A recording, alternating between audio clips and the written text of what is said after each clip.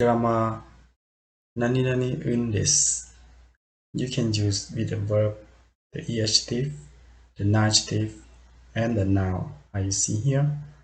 But for the noun, you should change the da to be na, and after that followed by undes.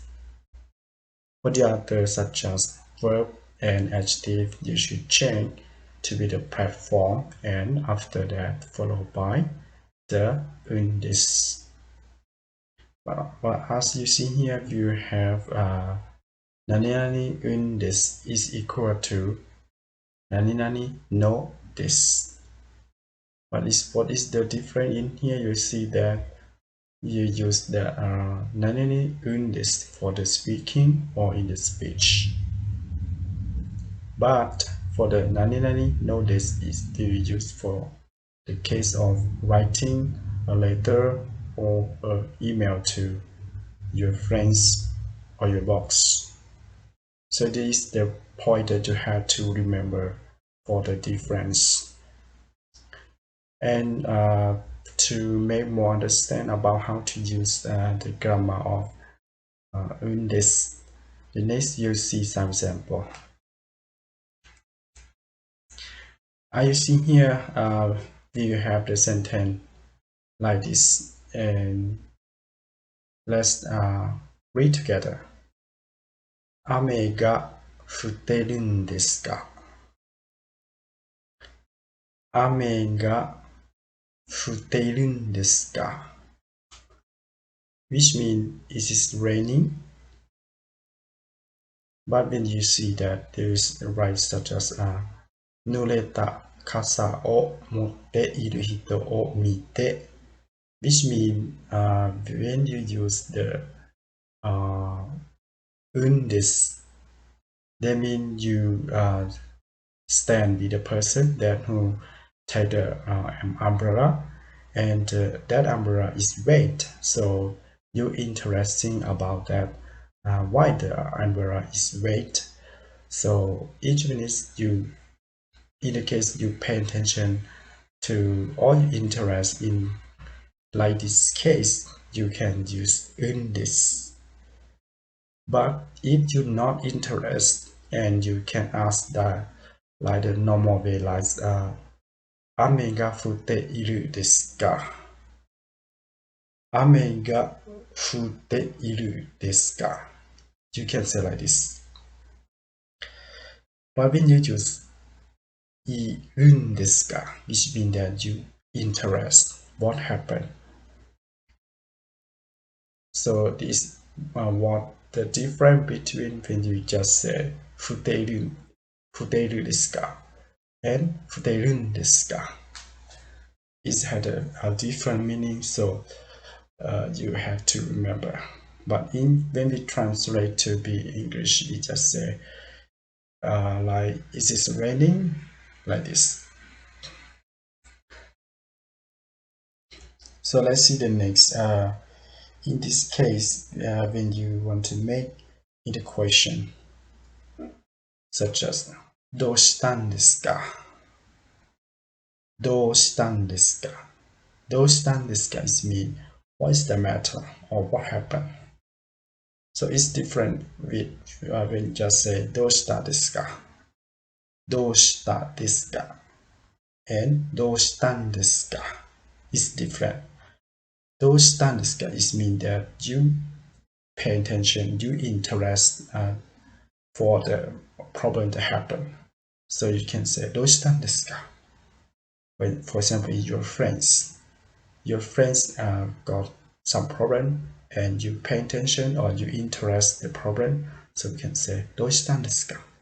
But if you not, you just use どうしたですか? どうしたですか? For example, 昨日どうしたですか?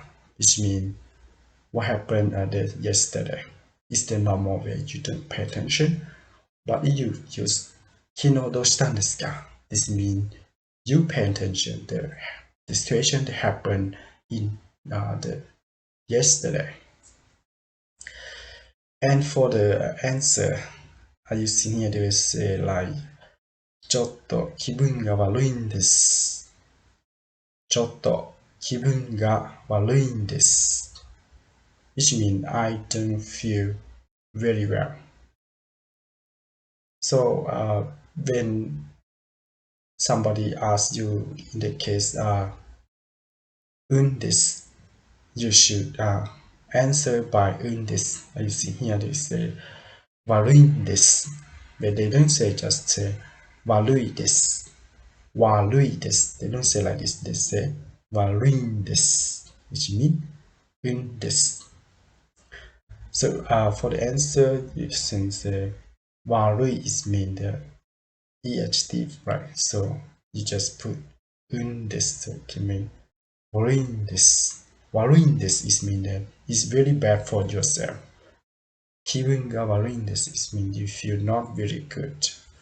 Very not very good for yourself. So you can say worrying this.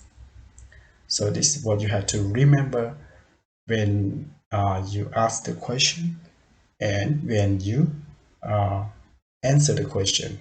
You should answer in the same way. This.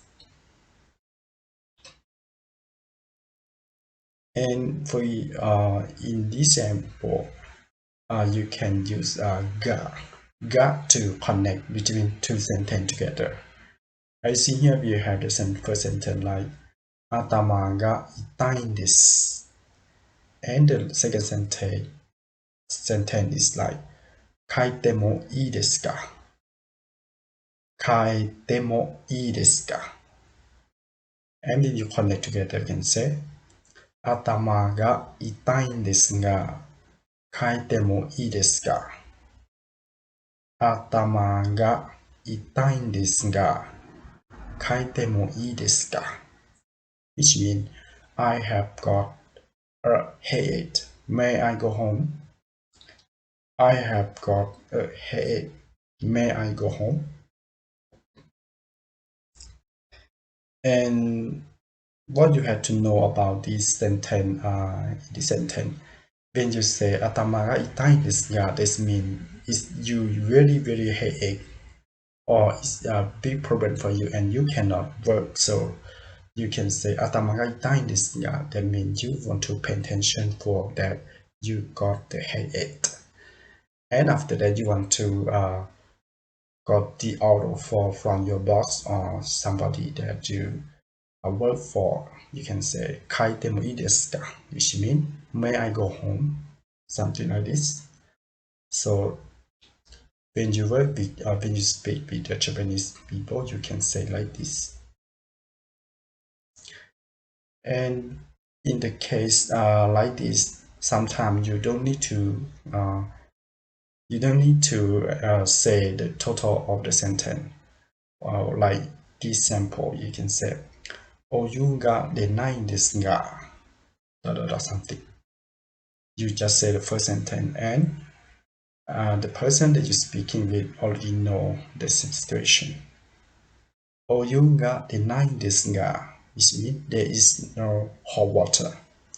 In the case that you go to in the restaurant and you just want to take the hot water to drink, but you don't know how to take it, so you can say in Japanese like お湯が出ないんですが and the person they already know you cannot take the hot water and you don't know how to take, so they will tell you directly. So it's very easy. Sometimes you don't need to say the single sentence. They already know. Like this. So this is about how to use the grammar of this. Actually, for the grammar of this, you actually use with your friend or the person that you know very well. Actually, they don't use with your boss. And thank you very much for watching my video clip. If you haven't subscribed my channel, please help me subscribe my channel. And if you have any problem, you have any question, please comment below. I will be happy to answer your question. Thank you very much. ありがとうございました。